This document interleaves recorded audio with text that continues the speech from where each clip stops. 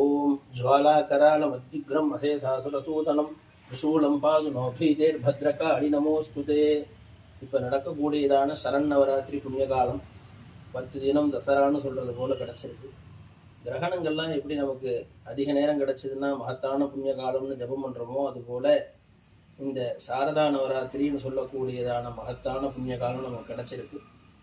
சரத்காலம்னு சொல்கிறான். இந்த சரத்காலத்தில் யார் ஒருவன் தேவியை பூஜை பண்ணுறானோ, தேவியை ஆராதிக்கிறானோ, நிறைய ஜபம் பண்ணுறானோ, அவனுக்கு இகபர சௌக்கியங்கள் உண்டாகி இந்த பூமியில் வாழக்கூடியதான அத்தனை விதமான சௌக்கியத்தோடு கூட மோட்ச சாம்ராஜ்யம் கிடைக்கிறது அப்படிங்கிறதாக மார்க்கண்டேய புராணம், லலிதோபாக்கியானது போல தேவிபரமான புராணங்கள்லாம் நமக்கு நிறைய சொல்கிறோம். இந்த புண்ணிய காலத்தில் என்னடா ஜபம் பண்ணுறதுன்னு ஒரு சம்சயம் உண்டாகலாம். குருமுகமாக கணபதி, பஞ்சாட்சரி, பஞ்சதசாட்சரி, சுப்பிரமணிய பஞ்சதசாட்சரி, இப்படி நிறைய மந்திரங்கள், ஸ்ரீ வித்யா, சோடசாட்சரி எல்லாம் கிடைக்கலாம். ஆனாலும் இந்த நவாக்ஷரி அப்படின்னு சொல்லக்கூடியதான சண்டி மந்திரத்தை நிறைய ஜபம் பண்ணணும். அதில் 3 விதமான பீஜ மந்திரங்கள் இருக்குது. காமராஜ பீஜம், வாக்போக பீஜம், அது போல் அந்த பீஜ மந்திரங்கள் என்னடா பண்ணோம்னா அத்தனையும் கொடுத்துருவோம். மகத்தான மந்திரங்கள் எல்லாம். சின்ன மந்திரம் கலவு சண்டி விநாயகவுன்னு சொல்கிறது போல் கலிகாலத்தில் 2 விதமான தேவதைகள் அனுகிரகம் உண்டு. ஒன்று சண்டிகா பரமேஸ்வரி, ஒன்று கணபதி. அதில் இந்த சரண் நவராத்திரி சரத்காலத்தில் நவராத்திரி புண்ணிய காலம் இந்த 9 தினத்துலேயும் நவாக்ஷரியை நிறைய ஜபம் பண்ணணும். மற்ற மந்திரங்கள்லாம் கொஞ்சமாக பண்ணிட்டு நவாக்ஷரியை ஜாஸ்தி பண்ணணும். தேவி மகாத்மியத்தை நித்தியம் ஒரு ஆவர்த்தி பாராயணம் பண்ணணும். அப்படி தனக்கு பண்ண முடியாதவாளாக இருந்தால் வாத்தியாரை வச்சுட்டு அதில் ஒரு நாளாவது அவசியம் பண்ணணும்.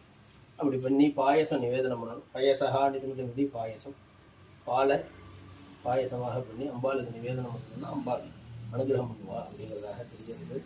இந்த ஒரு நாளைக்கு எப்படி ஜபம் பண்ணணும்னா, ஒரு நாளைக்கு 1000, 10 நாளைக்கு 10,000 ஆகிடும். இல்லை ஒரு நாளைக்கு 10,000 சின்ன மந்திரம் தான், 10 நாளைக்கு லட்சம் ஆகிடும். இதுபோல் ஒரே மாதிரி கணக்கு வச்சுட்டு யார் ஒருவன் ஜபம் பண்ணுறானோ அவனுக்கு அம்பாளுடைய அனுகிரகம் பூர்ணமாக சித்திக்கும் அப்படின்னு தீர்மானமாக தெரிகிறது. இதில் பிரணதானாம் பிரசீதத்துவம் தேவி விஸ்வார்த்திஹாரிணி திரைலோக்கிய வாசினாம் வீட்டே லோகானாம் வரதா பவா அப்படின்னு இந்த 3 லோகமும் எல்லா இருக்கக்கூடிய அத்தனை ஜீவராசிகளும் அம்பாளை சரணாகதியாகி பிரார்த்தனை பண்ணுறது. அப்படிப்பட்டதான அந்த அம்பாள் விஸ்வார்த்திஹாரிணி, இந்த விஸ்வத்துக்கு உண்டான துக்கத்தையே போக்கக்கூடிய அம்பாள். யார் ஒருவன் அந்த அம்பாளை பூஜை பண்ணுறான், ஜபம் பண்ணுறான், பிரார்த்தனை பண்ணுறானோ அவனுடைய துக்கங்களை போக்கி அவனுக்கு க்ஷேமத்தை தருவா அப்படின்னு தீர்மானமாக தெரியுது. ஸ்லோகம் மூலியமாக மார்க்கண்டேய புராணத்தில் ஒரு விசேஷமான ஸ்லோகம். அதில் துர்கா துர்காபிஹந்தி, இந்த துர்கை தான் துக்கத்தை போக்கக்கூடியவள்னு தீர்மானமாக தெரியுது. இந்த மாதிரி ஸ்லோகங்கள்லாம் சொல்ல முடியலையே, நான் என்ன பண்ணுறது அப்படின்னு ஒரு சம்சயம் உண்டாகலாம். இப்போது துர்கா துர்கா துர்கான்னு 3 வாட்டி சொன்னாலே அத்தனை விதமான துக்கத்தையும் போக்கி அம்பாள் நமக்கு க்ஷேமத்தை கொடுப்பா அப்படிங்கிறதாக நமக்கு புராணங்கள்லாம் சொல்லித்தருது. அதனால் நித்தியம் 3 வாட்டி துர்கா துர்கா துர்கான்னு அம்பாளை பார்த்து பிரார்த்தனை பண்ணோம்னா மனசு உருகி அவள் அனுகிரகம் பண்ணுவா. அப்படிப்பட்டதான இந்த துர்கா தேவியை இந்த சாரதா நவராத்திரியில் எல்லாரும் வழிபடணும்.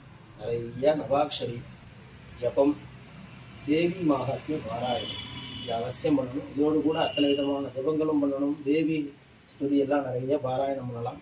அதுபோல் அம்பாளை அனுஷ்டானம் பண்ணி எல்லாரும் க்ஷேமத்தை அடையணும். நம்மளுடைய சந்திரசேகர பவனத்தில் நித்தியம் தேவி மகாத்மிய பாராயணம், தேவி நவாபரண பூஜை, தேவி பரமான ஜபங்கள், பூஜைகள்லாம் நித்தியம் இந்த 10 தினமும், இந்த 10 தினம்தான் இல்லை, ஸ்ரீ வித்யாபரமாக 365 தினமும் நடந்துருக்கு. இந்த 10 நாள் கொண்டாடிட்டு இருக்கோம். ரொம்ப விசேஷமாக எல்லாரும் அம்பாளை ஆராதனை பண்ணி க்ஷேமத்தை அடையணும் அப்படிங்கிறதாக பிரார்த்தனை பண்ணிக்கிறோம். நாராயணி.